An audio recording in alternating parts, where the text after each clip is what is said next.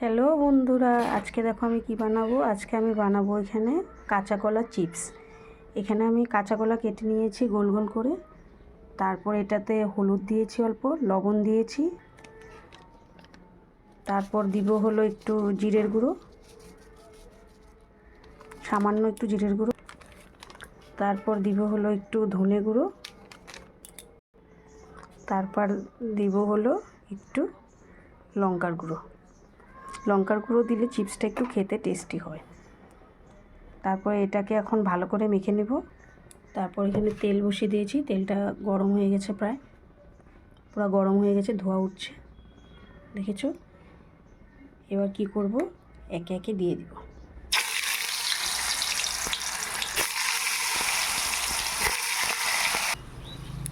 দেখো রেডি হয়ে গেল আমার কাঁচা কলার চিপস।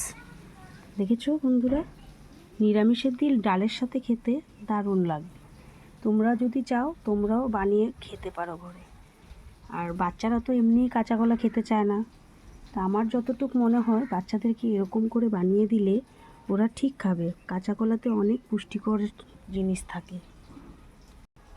তোমাদের যদি আমার এই রেসিপিটা ভালো লেগে থাকে তাহলে কমেন্ট করে জানিও, আর লাইক করে দিও।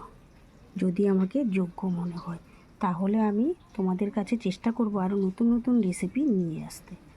ভালো থেকো, সুস্থ থেকো, টাটা, বাই বাই।